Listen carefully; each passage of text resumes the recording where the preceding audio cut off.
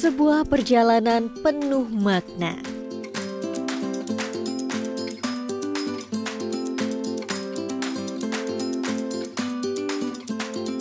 Singgah di kota nan penuh dengan ragam sejarah bangsa, daerah dengan budaya dan tradisi kerajaannya.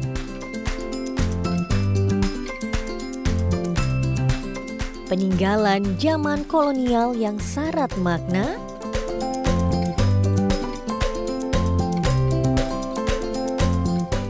juga bangunan tua nan tersisa dengan kokohnya.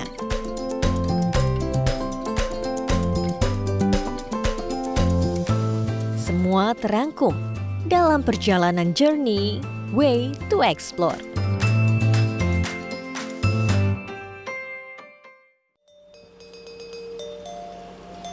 Selamat datang di Siak Riau.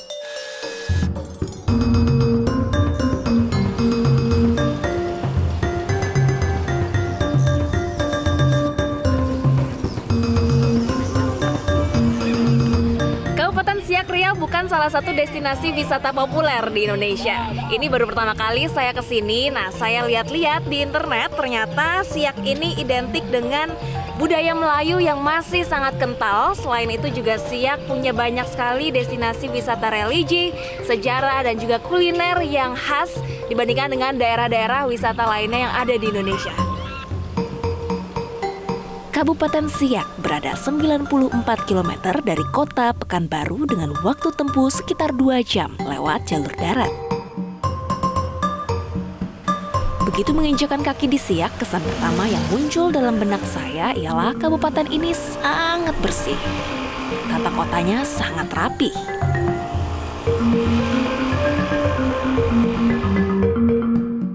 Saya sudah janjian dengan Dewi Puspita Lestari, warga lokal Siak. Dewi mengajak saya untuk menikmati wisata Sungai Siak menggunakan sampan.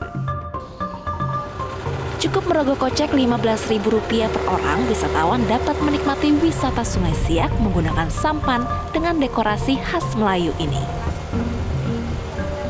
Ada beberapa destinasi wisata menarik di tepi Sungai Siak, seperti Masjid Syahbudin dan Balai Kerapatan. Apa sih yang paling dibanggakan kalau jadi warga Siak?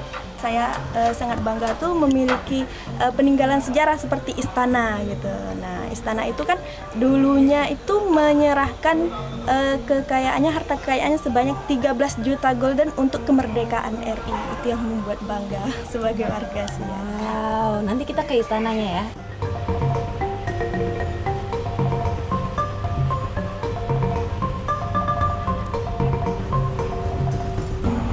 Ini namanya Jembatan Tengku Agung Sultanah Latifah, jembatan termegah yang ada di Riau. Panjangnya 1,2 km, menghubungkan 2 kecamatan, Kecamatan Siak dan juga Kecamatan Mempura. Kalau dulu sebelum ada jembatan ini, orang-orang menggunakan sampan ya untuk menyeberang antar kecamatan.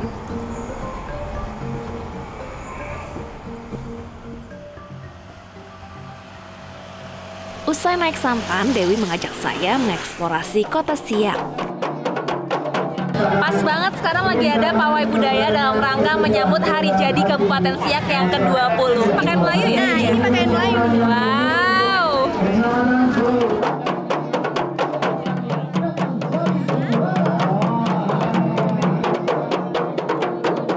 Pertama, kami mengunjungi Istana Siak yang menjadi simbol serta kebanggaan tanah Melayu ini.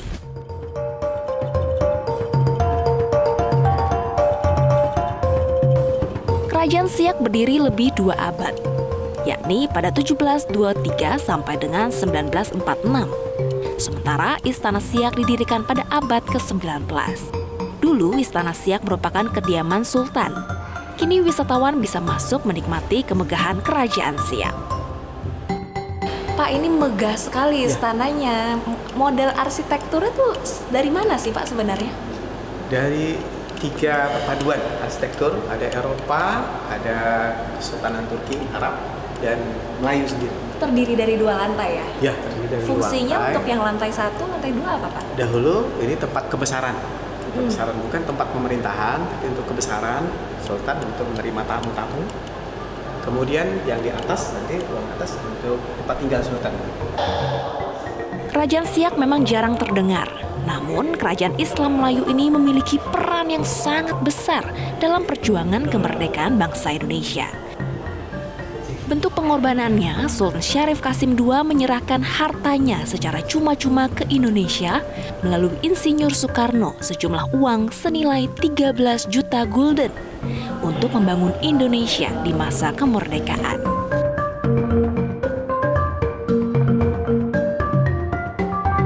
Di dalam istana ini terdapat benda-benda koleksi peninggalan Sultan Kerajaan Siak yang merupakan kerajaan Islam Melayu terbesar pada masanya. Beberapa di antaranya mengandung cerita mitos yang sangat unik. Ini salah satu koleksi kita yang dicari oleh pengunjung, mitosnya bahwa cermin di sini bisa awet muda. Oh, jadi harus deket banget ya Pak ya? Deket banget.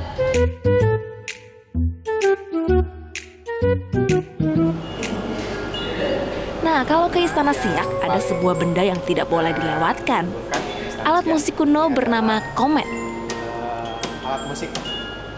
Alat musik berbentuk lemari ini dibawa dari Jerman pada 1896 oleh Sultan Siak ke-11. Alat musik gramofon ini sangat langka. Hanya ada 2 di dunia, satu di Jerman dan satu di Istana Siak ini. Koleksi piringan baja besar ini merupakan sumber musik komet yang menghasilkan instrumen musik klasik yang sangat merdu. Senang sekali berkunjung ke Istana Siak, bisa melihat kemegahan dan kejayaan Kerajaan Siak pada masanya dan melihat betapa Sultan Siak sangat berjasa bagi kemerdekaan bangsa Indonesia.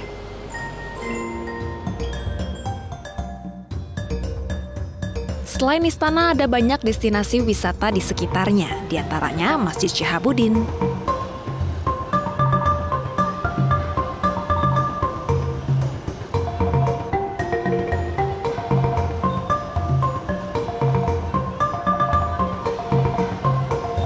Tak hanya beribadah, wisatawan juga dapat berziarah ke makam Sultan Syarif Qasim II beserta permaisurinya yang ada di pekarangan Masjid Syihabuddin.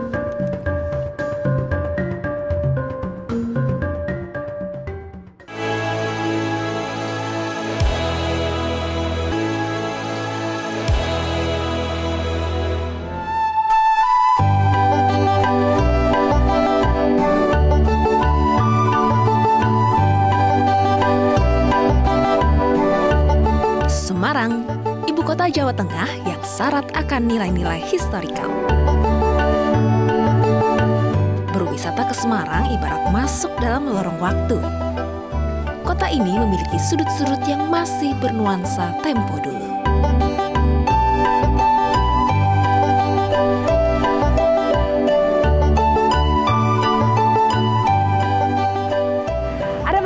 Untuk menuju Semarang dari Jakarta bisa menggunakan pesawat. Kalau saya kali ini menggunakan kereta api. Waktu tempuhnya hanya membutuhkan 6 jam. Nah, stasiun Tawang ini juga sangat unik karena dibangun pada masa penjajahan Belanda tahun 1911 dan selesai di tahun 1914. Bangunan tua ini sampai sekarang masih dipertahankan. Sugeng Rawu, Tengkuto, Semarang.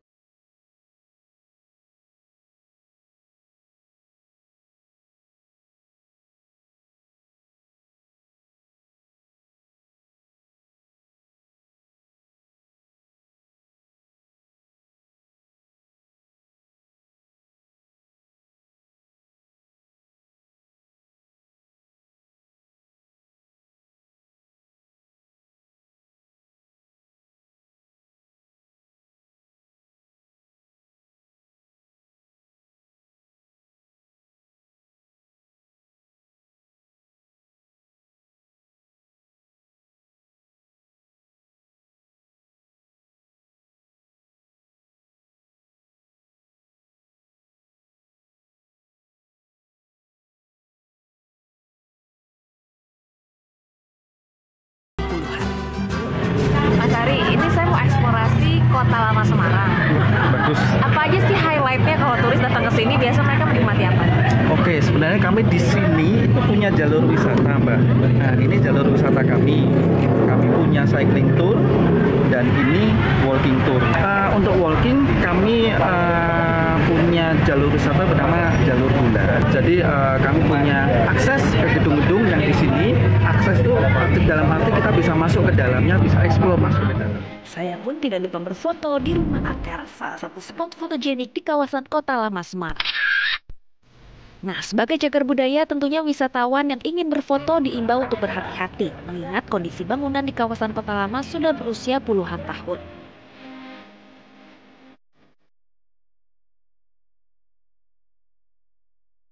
Secara umum, karakter bangunan di kawasan ini identik dengan gaya Eropa.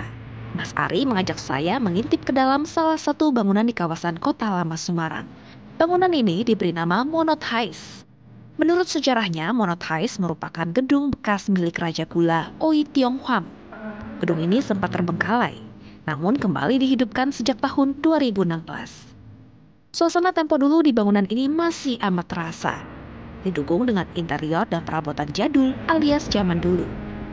Semua yang ada di sini masih original atau bagaimana?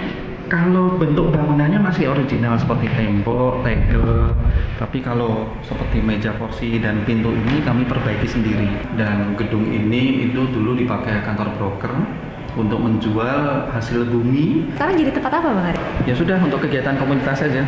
Jadi dari tahun 2016 sampai sekarang kami sudah punya hampir 600 kegiatan.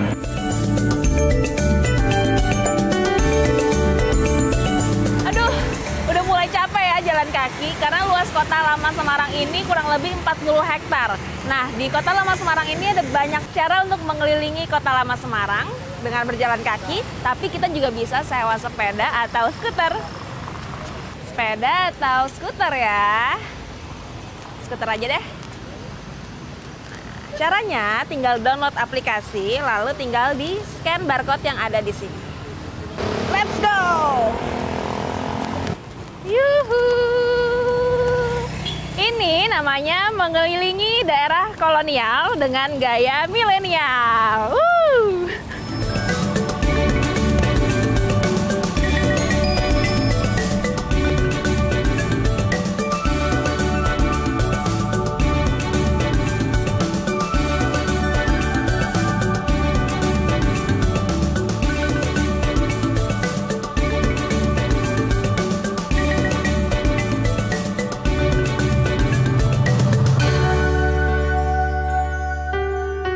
Jalan-jalan ke Kota Lama Semarang, jangan lupa untuk mampir ke Pasar Kritikan. Di sini menjual berbagai macam barang-barang kuno.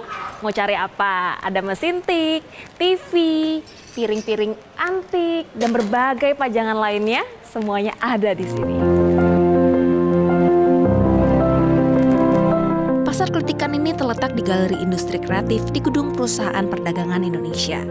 Keberadaan barang antik ini menjadi primadona bagi kolektor pecinta barang antik.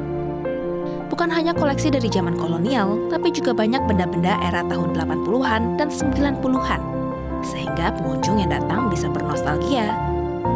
Barang antik di Pasar Kritikan Kota Lama Semarang dijual dengan harga yang bervariasi, mulai dari ribuan rupiah saja, hingga yang mencapai jutaan rupiah.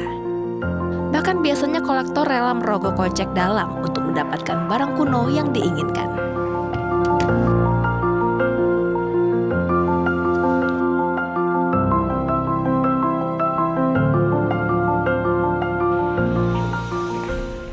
Pak, ini barang-barang antik yang ada di sini banyak sekali. Dapat dari mana sih, Pak? Dulu kita jualan di luar, kebetulan dulu Kota Lama belum seindah seperti ini, belum rame. Cita-citanya kita dulu semua pedagang di sini, kita ingin Semarang punya pasar antik. Kebetulan ada program revitalisasi semua Kota Lama. Kalau barangnya, kita dari hobi, cinta dulu sama barangnya, terus kita bikin pasar seni, kita keluarin di sini. Jadi kalau ke Kota Lama Semarang jangan lupa untuk mampir ke Pasar Kritikan ya, Pak? Iya.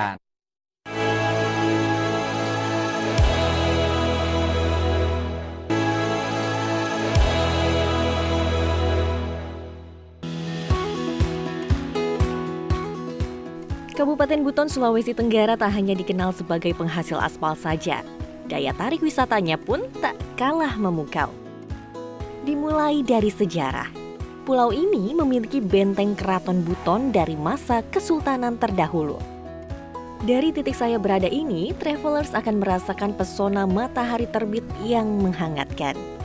serta dapat melihat pemandangan kota hingga selat pulau antara Buton dengan Muna. Dengan luas 23,3 hektar, inilah benteng terluas di dunia dan mendapatkan penghargaan di Indonesia ataupun di dunia pada tahun 2006. Benteng ini terbuat dari batu kapur loh, travelers.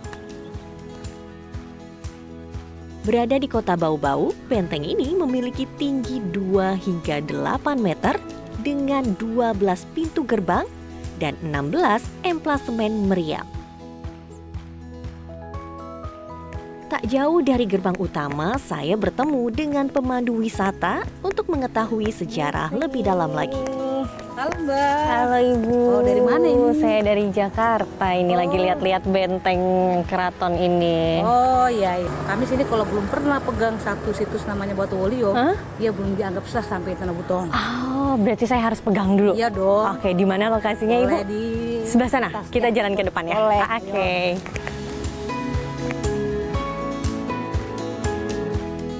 Saya pun langsung diajak menuju Batu Walio atau Batu Yigandangi yang tak jauh dari gerbang utama.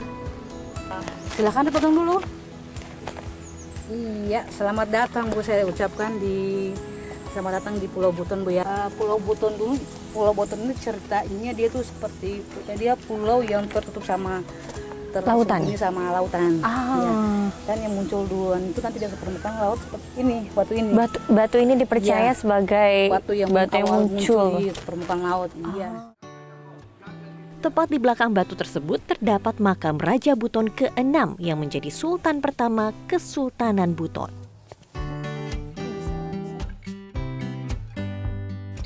Berarti sebenarnya sosok Sultan Murhum ini dikenal karena apa? Perannya sebagai apa gitu? Apakah ada kebijakan yang dibuat sehingga menjadi sosok yang dikenal gitu dari berbagai daerah di Sulawesi Tenggara ini? Iya, karena beliau berjasa.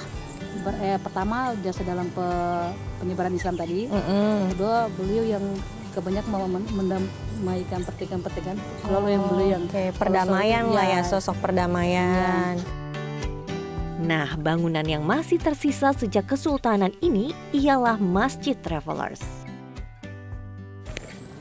Masigi Ogena, berarti ini yang tadi Ibu bilang, Masigi Masjid Ogena besar, masjid besar. Besar, ya. Ini sudah ada sejak Kesultanan dahulu, Bu? Iya, usia masjid dia untuk per tahun ini ya, dia sudah 311 tahun. 311 tahun, wow. Kalau kita lihat struktur bangunannya, ini sama dengan struktur mulai dari bangunan dari tiangnya, mulai dari jendelanya, semua sama dengan jumlah struktur tubuh manusia. Oh, jumlahnya? Ya, benar.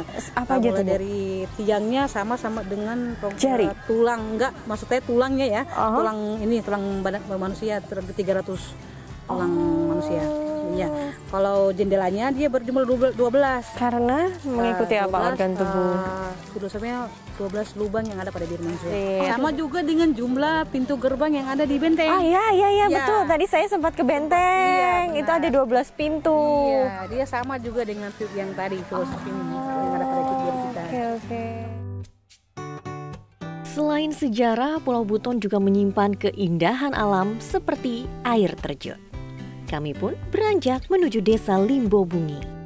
Petra, ini kan kita kayak di pinggir jalan mau masuk ke hutan, terus ada tulisannya air terjun Kogauna. Ini kita mau ke sini sekarang? Ya, kita mau ke sini. Di sini ada 15 air terjun sesuai dengan jarak. Tapi Kogauna ini masuk area zona hijau, jadi bagus, aman buat orang yang berkunjung. Dari pinggir jalan menuju sana berapa? Itu sekitar 5-6 menit saja. Untuk mencapai air terjun Kogauna, kami harus trekking sekitar 150 meter memasuki hutan. Kami pun melewati aliran air terjun. Namun saat ini debit air sangat kecil sehingga aliran sangat sedikit. Fokus utamanya Kogauna sana sekitar ada sekitar 80 meter atau 100 meter dari titik itu sini. Tingkat pertama atau tingkat kedua sebenarnya? Yang kedua. Kembali berjalan, saya ternyata harus melewati pipa dengan ukuran yang sangat besar nih travelers. Lokasi sumber mata air menuju ke Kota Bobau. Oh, buat ke kota Ya. malah. Ngambilnya dari sini. Tak lama, kami pun sudah melihat aliran air terjun. Kogawuna ini memiliki 7 tingkat air terjun. Kalau musim hujan itu semua Air penuh tuh. air, ya, penuh full, dan air itu mengalir deras. Air terjun ini memiliki kolam yang cukup besar bagi wisatawan untuk berenang ataupun sekedar berendam. Kedalamannya mulai dari 1 meter hingga 3 meter. Sedangkan arus air tergantung terhadap debit air saat itu. Kemarau. Paling bagus di bulan apa, Bet? Kalau misalnya Ya, ini wisatawan mau kesini? kalau Januari hujan keras, tapi belum aman. Karena masih Bahaya keras. ya Iya, katanya ya. keras. Dan airnya warna coklat. Nanti bulan-bulan April sampai bulan September bagus. Bagi wisatawan yang ingin ke lokasi ini diharapkan untuk tetap menjaga keasrian dan kebersihan ya. Metro TV. Jelajahi cara baru mendapatkan informasi. Download Metro TV Extend sekarang.